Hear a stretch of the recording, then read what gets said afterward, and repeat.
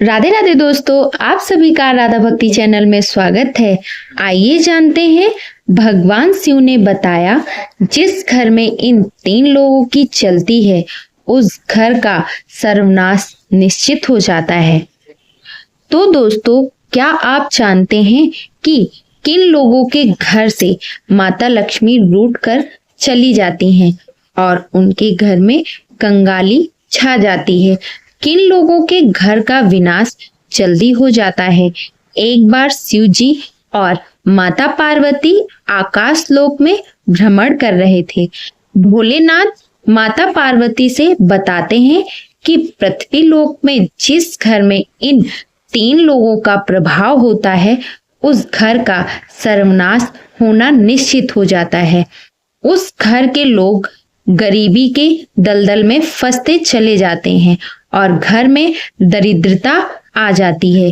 तभी माता पार्वती कहती हैं, हे स्वामी, कृपया आप बताएं ऐसे 3 लोग कौन हैं?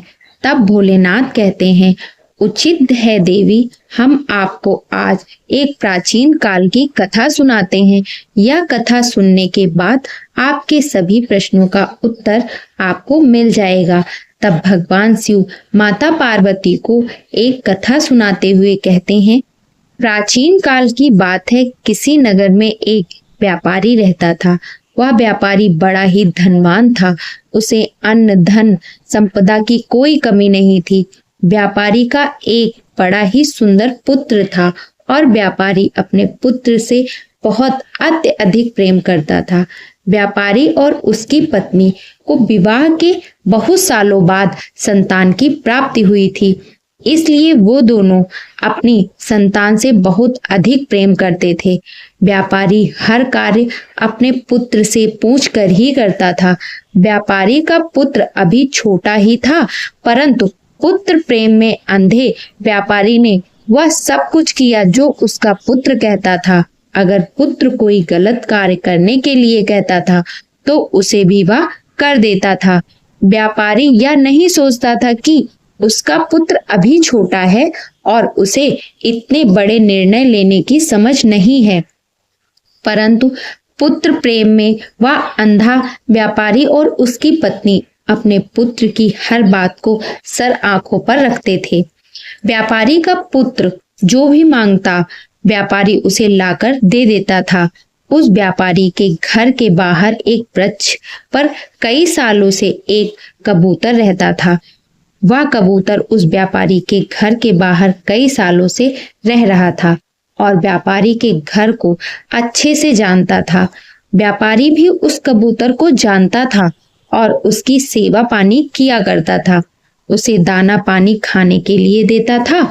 वह कबूतर यह देखकर बड़ी ही चिंता में रहता था कि व्यापारी अपने पुत्र की हर बात को मान लेता है और व्यापारी का पुत्र जिस भी चीज की जिद करता है व्यापारी उसे लाकर दे देता है। कबूतर इस पेड़ पर बैठकर यह सब देखा करता था। तभी वह व्यापारी से कहता है, हे व्यापारी, तुम्हें अपने पुत्र के प्रेम में इतना अंधा नहीं होना चाहिए। तुम्हारी यह गलती तुम्हें आगे जाकर बहुत भारी पड़ सकती है। तब व्यापारी कहता है, अरे कबूतर, तुम नहीं जानते, मेरा पुत्र स्वयं भगवान का रूप है। कितनी मन्नतों के बाद मुझे पुत्र की प्राप्ति हुई है। अब वह जैसा कहेगा मैं वैसा ही करूंगा।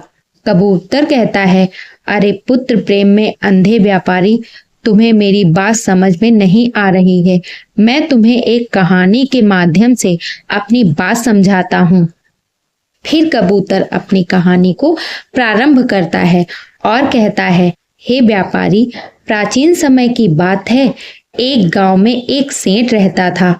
वह सेठ बड़ा ही भला व्यक्ति था। सेठ के 3 बेटे थे। सेठ अपने तीनों बेटों के साथ घर में आराम से रहता था। सेठ ने अपने सभी बेटों का विवाह भी कर दिया था और उसकी तीनों बहुएं उसकी खूब सेवा करती थी। सेठ की छोटी बहू के घर में आने के बाद सेठ का घर बड़े सुख से चलने लगा था। सेठ का व्यापार भी बहुत अच्छे से चल रहा था।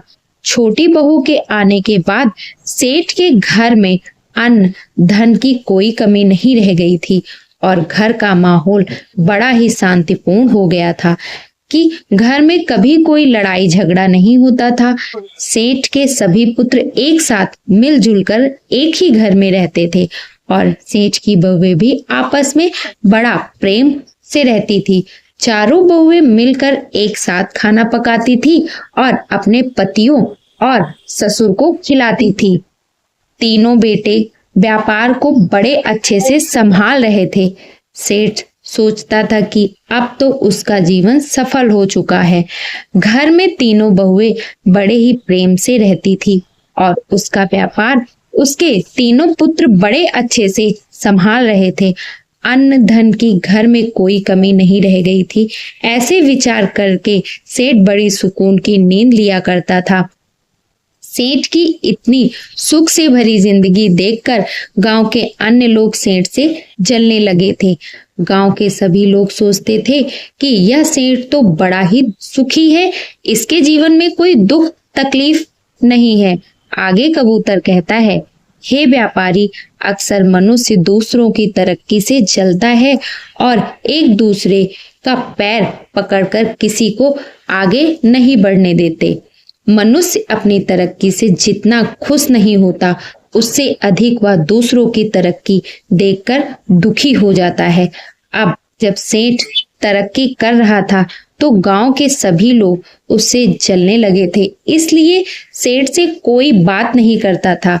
सभी यह सोचते थे कि किस प्रकार सेठ का जीवन कष्ट से भर दिया जाए और उसकी खुशी को दुख में बदल दिया जाए। यह सोचकर गांव के कुछ लोग सेठ के कुल पुरोहित के पास जाते हैं और कहते हैं, अरे पुरोहित जी, आप यहाँ सूखी रोटी खा रहे हो और वहाँ आपका धनी सेठ बड़े आराम से पकवान खा रहा है, अपनी बहू के हाथों का स्वादिष्ट भोजन कर रहा है। तभी पुरोहित जी कहते हैं, आप लोग क्या कहना चाहते हैं? बात कुछ समझ में नहीं आ रही। तब गांव के लोग बताते हैं, पुरोहित जी, आपका जीवन तो आपके जजमान से ही चलता है, परंतु आपका जजमान तो बड़ा सुखी है, उसके जीवन में कोई कष्ट नहीं है। याद करिए, आपके इस जजमान ने आपको आखिर बार अपने घर कब बुलाया था? अगर वह आपको अपने घर नहीं बुलाएगा और आपसे हवन पूजा नहीं कराएगा तो भला आपकी रोजी रोटी कैसे चलेगी? आपका घर कैसे चलेगा? कुल पुरोहित को गांव वासियों की बात समझ में आ रही थी। वह भी सोच रहा था कि बात तो सही है, सेठ ने बहुत समय से मुझे अपने घर नहीं बुलाया है और उसका जीवन बड़े ही सुख से कट रहा है। इस प्रकार तो मेरे बीवी बच्चे भूखे रहने लगेंगे। कुल पुरोहित कहता है, अरे भाइयों, आपकी बात तो बिल्कुल सत्य है। सेठ तो बड़ा धनवान बन चुका है, उसका व्यापार भी बड़े तेजी से आगे बढ़ रहा है। उसकी चारों बहुएं मिलकर बड़े प्रेम से अपना जीवन व्यतीत कर रही हैं। उनके जीवन में किसी प्रकार का कोई कष्ट नहीं है। तब गांव के लोग कहते हैं, पुरोहित जी, अगर आप अपना घर चलाना चाहते हैं और सुख से जीवन जीना चाहते हैं तो आपको कुछ ऐसा करना पड़ेगा जिससे आपके जजमान सेठ के जीवन में कुछ कष्ट आए, घर में लड़ाई झगड़ा हो, तभी वह आपको हवन पूजन के लिए अपने घर में बुलाएगा और आपको धन मिलेगा। क्योंकि यदि ऐसा ही चलता रहा तो आप एक दिन गरीब हो जाएंगे और आपको भीख मांगनी पड़ सकती है। इतना कहकर गांव के सभी लोग कुल पुरोहित के घर से चले जाते हैं। अब इधर वह कुल पुरोहित बड़ी चिंता में डूब जाता है और सोचता है कि अब मैं ऐसा क्या कर सकता हूँ जिससे सेठ के घर में लड़ाई झगड़ा होने लगे, उसका व्यापार बंद हो जाए, तभी वह मुझे हवन पूजन के लिए अपने घर में बुलाएगा। ऐसा सोचकर वह कुल पुरोहित एक साधु महाराज के पास जाता है और कहता है, हे स्वामी, मेरी सहायता करिए। मेरे गांव में मेरा एक जजमान है जो एक सेठ है। सेठ बड़ा ही सुखी जीवन जी रहा है, उसके जीवन में किसी प्रकार का कोई कष्ट नहीं है, परंतु जिस प्रकार चोरों का जीवन लापरवाहों लोगों से चलता है, जिस प्रकार राजा का जीवन झगड़ा करने वालों से चलता है, उसी प्रकार पुरोहित और पंडितों का जीवन अपने जजमान से चलता है। अगर जजमान के घर में कोई दुख तकलीफ नहीं होगी और वह हमें नहीं बुलाएंगे तो हमारा जीवन कैसे चलेगा? हम धन कैसे कमाएंगे? हम तो भूखे मर जाएंगे। तब साधु महाराज कहते हैं, अरे पुरोहित जी, आप चिंता मत करिए, आप बताइए कि क्या तकलीफ है। तब पुरोहित कहता है, हे महाराज, मैं चाहता हूं कि सेठ के जीवन में कुछ कष्ट आने लगे, उसके घर में लड़ाई झगड़ा होने लगे, उसके व्यापार में कुछ कमी आ जाए, तभी वह मुझे हवन पूजन के लिए अपने घर में निमंत्रित करेगा। पुरोहित की बातें सुनने के बाद साधु महाराज कहते हैं, हे पुरोहित जी, आपका काम तो बड़ा ही छोटा सा है। मैं आपको अभी बताता हूँ कि सेठ के जीवन में इतनी सुख और समृद्धि का कारण क्या है। अब साधु महाराज अपनी दिव्य दृष्टि से आंखें बंद करके देखते हैं। कुछ देर बाद साधु महाराज आंखें खोलकर कहते हैं, पुरोहित जी, सेठ के आगे बढ़ने का कारण उसके घर में उसकी छोटी बहू है। सेठ की छोटी बहू साक्षात माता लक्ष्मी का रूप है। वह बड़ी ही संस्कारी और बुद्धिमान स्त्री है।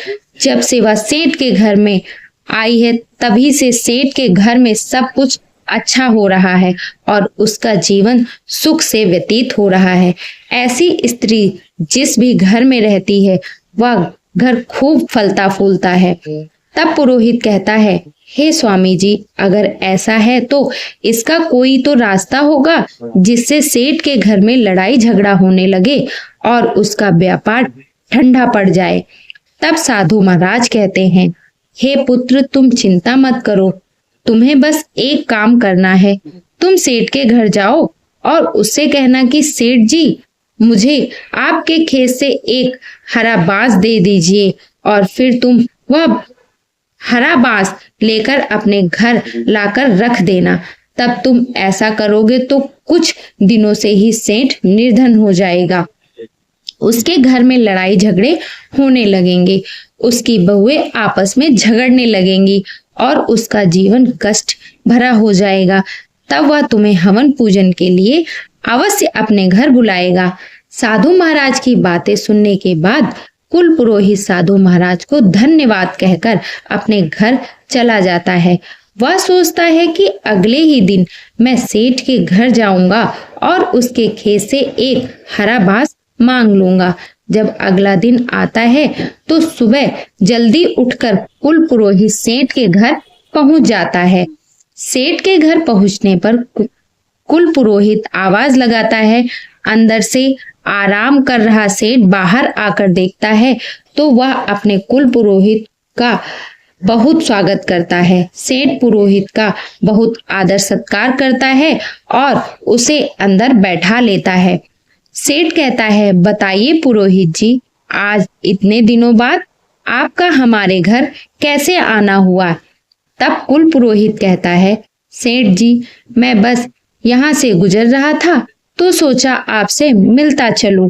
अब पुरोहित अपनी मीठी मीठी बातों से सेठ को फंसा लेता है और कुछ देर बाद कहता है, सेठ जी, मुझे आपके खेत में से एक हरा बांस चाहिए, क्या आप मुझे दे सकते हैं? तब सेठ जी कहते हैं, अवश्य पुरोहित जी, आपने इतनी छोटी सी चीज मांगी, हम अभी आपको लाकर देते हैं। सेठ जी अपने खेत में जाते हैं और एक हरा बांस का टुकड़ा तोड़कर लेकर आते हैं। तभी सेठ जी छोटी बहू अपने ससुर को आता हुआ देख भागी भागी आती है और कहती है, पिताजी, आप यह बांस का टुकड़ा क्यों लेकर आए हैं? तब सेठ बताता है, बेटी, पुरोहित जी हमारे घर आए हैं और वह चाहते हैं कि हम उन्हें अपने खेत से एक हरा बांस का टुकड़ा लाकर दे दे, इसलिए उन्हें देने के लिए हम यह टुकड़ा लेकर आए हैं। तब वह छोटी बहू कहती है, पिताजी, आप यह बांस का टुकड़ा पुरोहित जी को अवश्य दे दीजिए, परंतु इससे पहले कुछ देर के लिए यह बांस का टुकड़ा मुझे दे दीजिए। मैं इसे थोड़ी देर में लाकर आपको दे दूंगी। फिर वह सेठ जी अपनी छोटी बहू को वह बांस का टुकड़ा देकर आ जाते हैं। इधर वह सेठ की छोटी बहू बांस में से कुछ हरे पत्ते तोड़कर अपने घर में बंधी हुई काली गाय को खिला देती है और इसके बाद वह बांस ले जाकर अपने पिताजी को दे देती है। अब सेठ हरा बांस पुरोहित को दे देता है और वह कहता है, लीजिए पुरोहित जी, आपने हरा बांस मांगा था और यह हरा बांस, इसे आप ले जाइए। तब वह पुरोहित खुश हो जाता है और सोचता है कि अब तो सेठ के घर की खुशियों मैंने छीन ली हैं। पुरोहित अपने घर लौट जाता है और बांस का टुकड़ा रखकर सोचने लगता है कि कुछ ही दिनों में सेठ मुझे याद करेगा, क्योंकि उसके घर में लड़ाई झगड़ा और गृह कलेश होना शुरू हो जाएगा। तब मैं हवन पूजन करके अच्छे पैसे मांग लूंगा। ऐसे विचार करके वह कुल पुरोहित प्रसन्न होने लगता है। अब पुरोहित इंतजार करने लगता है कि कब सेठ का बुलावा आएगा और मैं जाकर सेठ के घर में हवन पूजन करवाऊंगा। परंतु इंतजार करते करते 1 महीना बीत जाता है, फिर 2 महीने बीत जाते हैं और तीसरा महीना भी बीत जाता है। अब पुरोहित थक चुका था। एक दिन कुल पुरोहित दोबारा साधु महाराज की कुटिया में जाता है और कहता है, महाराज, आपके बताए अनुसार मैंने सेठ से उसके खेत में से हरे बांस का टुकड़ा मांगा था, परंतु 3 महीने बीत चुके हैं और अभी तक सेठ ने मुझे कोई बुलावा नहीं भेजा है। वह बड़े आराम से और सुख से अपना जीवन व्यतीत कर रहा है। उसके घर में किसी प्रकार की कोई दुख तकलीफ नहीं आ रही है।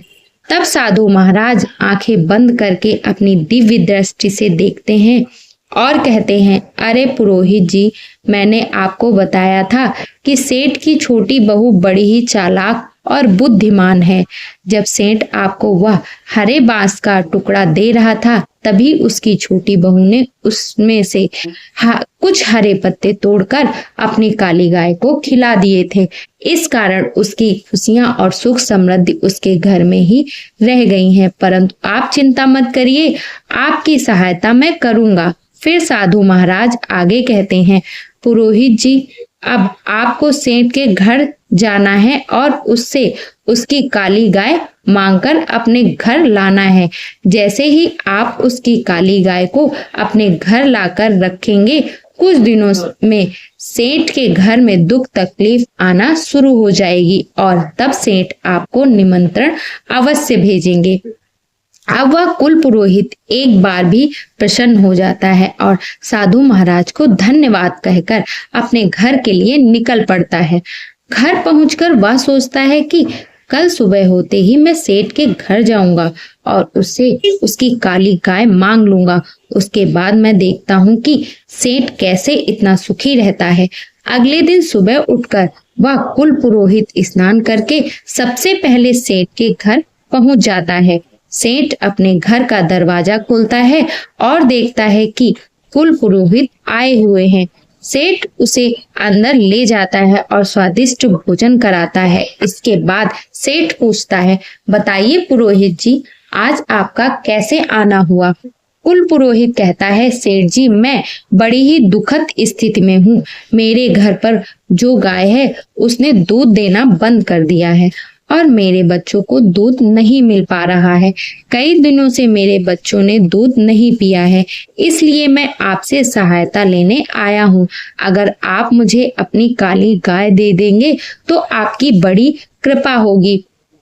पुरोहित की ऐसी दुख भरी बातें सुनकर सेठ सोचता है, चलो कोई बात नहीं है, यह हमारे कुल पुरोहित हैं, अगर हम इनका भला करते हैं तो यह पुण्य का काम होगा।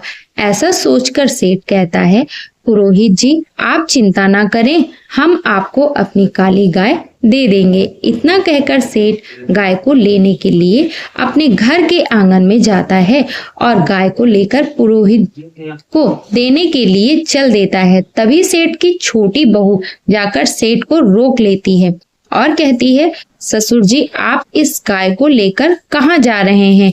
सेठ बताता है कि बेटी, हमारे कुल पुरोहित आए हैं और उनकी गाय ने दूध देना बंद कर दिया है, इसीलिए वह हमारी काली गाय लेना चाहते हैं। मैं यह गाय उन्हें देने के लिए जा रहा हूँ। तब सेठ की छोटी बहू कहती है, अरे पिताजी, आप कुछ देर ठहरे, मैं अभी आती हूँ। फिर वह अंदर जाती है और एक सफेद रंग की चादर लेकर आती है। वह उसे चादर से काली गाय के आंसू पोंछती है और चादर को अंदर रख देती है। फिर वह कहती है, पिताजी, अब आप जाइए और इस गाय को पुरोहित जी को दे दीजिए। इसके बाद सेठ काली गाय को लेकर पुरोहित जी के पास जाता है और कहता है, लीजिए पुरोहित जी, यह रही आपकी काली गाय, इसे ले जाइए और अपने बच्चों को दूध पिलाइए। गाय को देखकर पुरोहित बड़ा ही प्रसन्न हो जाता है और उसे लेकर तुरंत अपने घर के लिए निकल पड़ता है। अब अपने घर पहुंचकर वह काली गाय को बांध देता है और सोचता है कि सेठ बहुत ही जल्द उसे अपने घर हवन पूजन के लिए बुलाएगा, क्योंकि उसका जीवन बड़ी ही जल्दी दुखों से घिरने वाला है। अब वह कुल पुरोहित सेठ के बुलावे का इंतजार करने लगता है और इंतजार करते करते हुए एक बार फिर से 3 महीने बीत जाते हैं। 3 महीने गुजर जाने के बाद कुल पुरोहित एक बार फिर उसी साधु महाराज की कुटिया में पहुंच जाता है और कहता है कि साधु महाराज, इस बार फिर मैं आपके कहे अनुसार सेठ के घर से काली गाय लेकर आया हूँ, परंतु उसके बावजूद सेठ ने मुझे अपने घर हवन पूजन के लिए नहीं बुलवाया है। सेठ का जीवन अभी भी बड़े ही सुख से व्यतीत हो रहा है। उसके घर में किसी प्रकार का संकट, कोई दुखद समस्या नहीं आ रही है। तब साधु महाराज एक बार फिर अपनी आंखें बंद करते हैं और अपनी दिव्य दृष्टि से देखते हैं। साधु महाराज कहते हैं, पुरोहित जी, उस सेठ की छोटी वाली बहुत बड़ी ही चालाक है। हमने जितना सोचा था वह उससे भी ज्यादा चालाक है। वह सारी विद्या जानती है। सेठ की बहू बड़ी ही बुद्धिमान है। जब आप सेठ से काली गाय मांगने गए थे, तब उसने अपनी सफेद चादर में गाय के आंसू पोंछकर अपने पास रख लिए थे, जिसके कारण सुख समृद्धि उसके घर में ही रह गई है। अब यह बात सुनकर कुल पुरोहित बहुत ही चिंतित हो जाता है। वह सोचता है कि जब तक यह छोटी बहू रहेगी, तब तक सेठ का जीवन सुख समृद्धि से भरा रहेगा। पुरोहित कहता है, हे साधु महाराज, अब मुझे क्या करना चाहिए? तब साधु महाराज कहते हैं, पुरोहित जी, अब आप सेठ के घर जाइए और सेठ से किसी तरीके से वह सफेद चादर मांगकर अपने घर लाकर रख लीजिए। अगर आपने ऐसा कर लिया तो निश्चित ही सेठ का जीवन बदल जाएगा और उसके घर में लड़ाई झगड़ा और गृह क्लेश होना शुरू हो जाएगा। फिर साधु महाराज को धन्यवाद कहकर वह कुल पुरोहित अपने घर के लिए निकल जाता है। घर पर जाकर कुल पुरोहित यह निर्णय करता है कि कल सुबह होते ही वह एक बार फिर सेठ के घर जाएगा और जाकर किसी भी तरीके से सफेद चादर मांगकर लेकर आएगा। अगला दिन बीतते ही वह पुरोहित सुबह उठते ही बड़ा प्रसन्न हो जाता है और सोचता है कि आज तो सेठ से उसकी सफेद चादर मांगकर उसका जीवन दुखों से भर दूंगा। अब कुल पुरोहित सेठ के घर जाता है और जाकर सेठ से कहता है, सेठ जी, मेरी पत्नी हर दिन मंदिर में कीर्तन और भजन करने के लिए जाती है, परंतु मंदिर में बैठने के लिए उसके पास कोई अच्छी चादर नहीं है। वह नीचे जमीन पर बैठती है और उसे ऐसा करते हुए देख मुझे अच्छा नहीं लगता। अगर आपको कोई तकलीफ ना हो तो क्या आप मुझे एक अच्छी सफेद चादर दे सकते हैं, ताकि मेरी पत्नी चादर बिछाकर मंदिर में बैठ सके।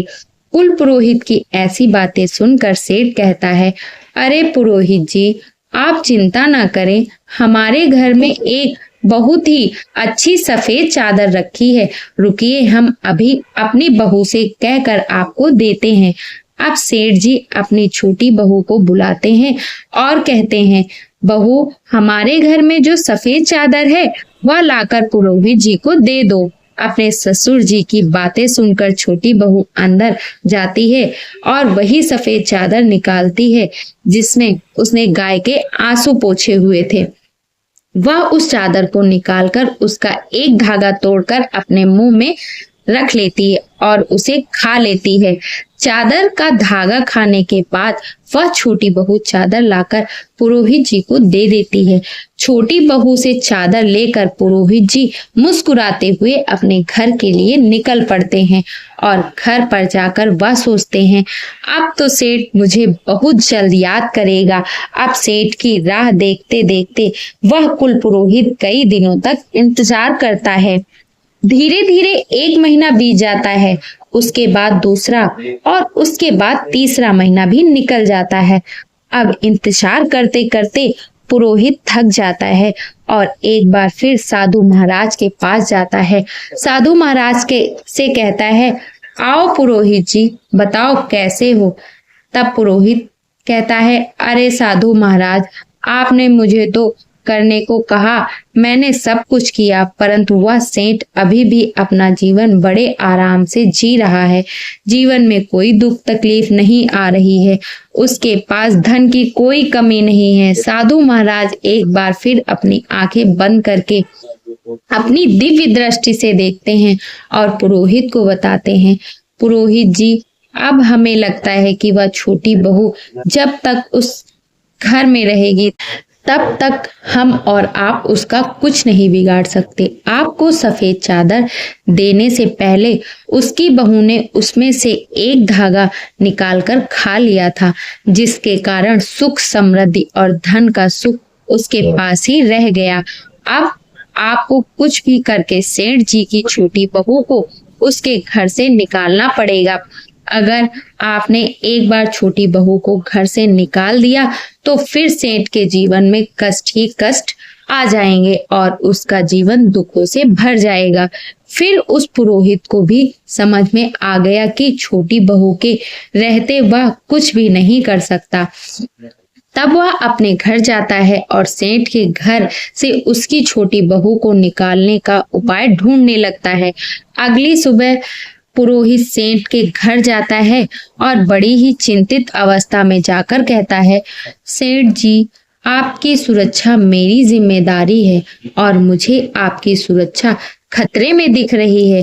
आप पर बहुत बड़ा संकट आने वाला है। आपका जीवन दुखों से घिरने वाला है। आपके व्यापार में आपको बहुत बड़ा नुकसान होने वाला है और आपके घर में बहुत बड़ी विपत्ति आने वाली है। कुल पुरोहित की ऐसी बातें सुनकर वह सेठ घबरा जाता है और बहुत चिंतित हो जाता है। सेठ कहता है, पुरोहित जी, यह आप क्या कह रहे हैं? आप हमें बताइए, क्या इस विपत्ति से बचने का कोई उपाय है? आप जो भी कहेंगे हम अवश्य करेंगे। फिर पुरोहित समझ जाता है कि यह सेठ उसके जाल में फंस चुका है। पुरोहित आगे कहता है, सेठ जी, आपकी छोटी बहू आपके ऊपर बहुत बड़ा खतरा है। जब तक वह इस घर में रहेगी आप पर संकट बना रहेगा। इसलिए मैं तो कहता हूँ कि आप अपनी छोटी बहू को अपने घर से निकाल दीजिए, क्योंकि उसी के कारण आप पर इतना बड़ा संकट मंडरा रहा है और आपका जीवन संकट में है। पुरोहित की ऐसी बातें सुनकर सेठ जी उस पर विश्वास कर लेते हैं। सेठ जी कहते हैं कि पुरोहित जी, आप जैसा कहेंगे मैं वैसा ही करूंगा। आप बताइए कि मुझे अपनी बहू को घर से कैसे निकालना है। पुरोहित जी कहते हैं, सेठ जी, आप तुरंत कुछ भी करके अपनी छोटी बहू को घर से बाहर निकाल दीजिए। इतना कहकर वह अपने घर चले जाते हैं और सेठ जी चिंता में डूब जाते हैं। वे सोचते हैं कि मेरी बहू तो बड़ी ही अच्छे स्वभाव की है, मेरी इतनी सेवा करती है, मैं उसे अपने घर से कैसे निकालूं। फिर सेठ जी सोचते हैं कि वह मेरे लिए खतरा भी है और उसके कारण मेरी परिवार पर विपत्ति आ सकती है। यह विचार करके सेठ जी अपनी पुत्र वधू के पास जाते हैं और अपनी छोटी बहू से कहते हैं, बहू, आज ही तुम मेरे घर से निकल जाओ। तुम्हारा इस घर में रहना अब ठीक नहीं है। तुम्हारे कारण हमारे घर में विपत्ति आने वाली है। वह अपने पिताजी की ऐसी बातें सुनकर सब समझ जाती है कि जरूर पुरोहित जी ने मेरे पिताजी के कान भरे हैं। तब बहू कहती है, ठीक है ससुर जी, अगर आप यही चाहते हैं तो मैं इस घर को छोड़कर चली जाती हूँ। फिर अपनी पत्नी को घर छोड़कर जाता हुआ देख सेठ का छोटा पुत्र भी कहता है, पिताजी अगर मेरी पत्नी इस घर में नहीं रह सकती तो मैं भी नहीं रहूंगा। मैं भी अपनी पत्नी के साथ घर छोड़कर जा रहा हूँ। अब वह पत्नी और पति दोनों सेठ जी का घर छोड़कर एक शहर में चले जाते हैं और किराए के मकान में रहने लगते हैं। कुछ दिन बाद वे अपना नया व्यापार शुरू करते हैं। सेठ की छोटी बहू जो बड़ी ही बुद्धिमान थी, उसके कारण उसका धंधा बहुत अच्छे से चलने लगता है।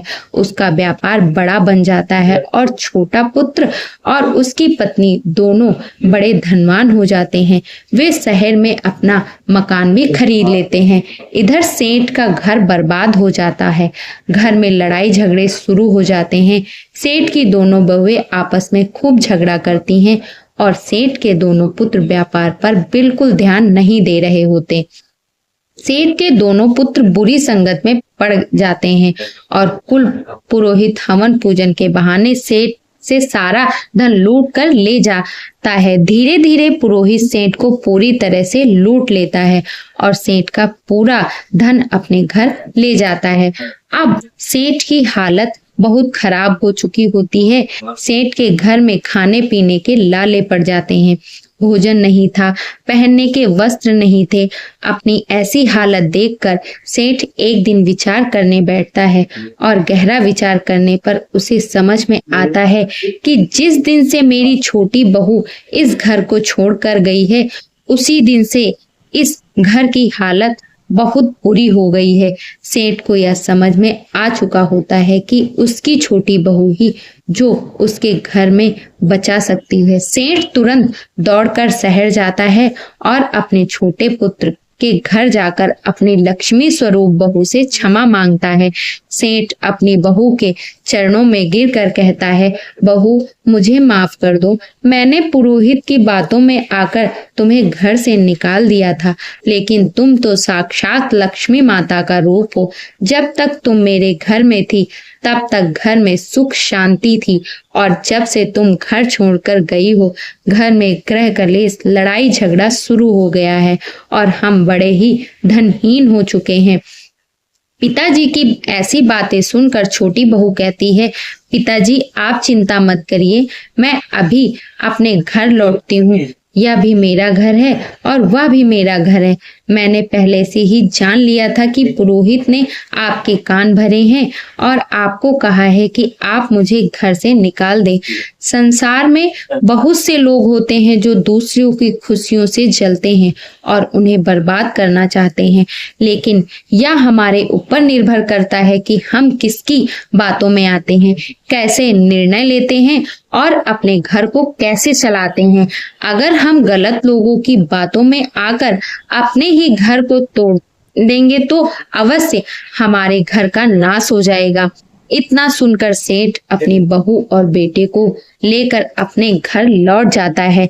बहू घर आती है और उसके कुछ दिन बाद सेठ फिर से तरक्की करने लगता है। सेठ का व्यापार फिर से चलने लगता है और उसके घर में अन्न धन के भंडार भरने लगते हैं। परिवार में सभी मिलजुल कर रहने लगते हैं और सभी में प्रेम और स्नेह बढ़ने लगता है। फिर एक दिन सेठ की छोटी बहू सेठ से कहती है, पिताजी आज मैं आपसे जो कहने जा रही हूँ, मेरी बात को ध्यान से सुनिएगा। जिस घर में इन 3 लोगों की चलती है, वह घर बहुत जल्दी ही बर्बाद हो जाता है। सेठ पूछता है, बहू वह 3 लोग कौन है? छोटी बहू बताती है, पिताजी ध्यान से सुनिए। पहला है बिगड़ा हुआ पुत्र। जिस घर में बिगड़ा हुआ पुत्र होता है, जो गलत संगत में पड़ जाता है और उसकी बात घर में मानी जाती है, तो उस घर का निश्चित ही सर्वनाश हो जाता है। नंबर 2, जिद्दी और लालची स्त्री। जिस घर में स्त्री लालची और जिद्दी होती है, उस घर में कभी धन नहीं रहता और वह घर कंगाल बन जाता है। नंबर 3, जिस घर का मुखिया बाहर वालों की बातों में आ जाता है और उनके कहे अनुसार चलता है, तो उस घर का सर्वनाश निश्चित हो जाता है। छोटी बहू आगे कहती है, पिताजी, जिस प्रकार आप पुरोहित जी की बातों में आ गए थे, उसी प्रकार अगर घर का मुखिया बाहर वालों की बातों में आकर अपने घर के निर्णय लेने लगता है तो उसके घर का सर्वनाश निश्चित हो जाता है। इतना सुनकर सेठ अपनी बहू की बातों को समझ जाता है। जब व्यापारी ने यह कहानी पूरी सुनी तो उसे सब समझ में आ गया। वह अपने पुत्र को सही शिक्षा देता है और पुत्र के अनुसार चलना बंद कर देता है। आपकी कृपा सब पर बनी रहे। तो दोस्तों, आज की ये कथा आपको कैसी लगी? अगर जो आज की कथा आपको पसंद आई हो तो अपने इस चैनल को लाइक, सब्सक्राइब, शेयर जरूर करें और कमेंट बॉक्स में राधे राधे लिखना ना भूलें।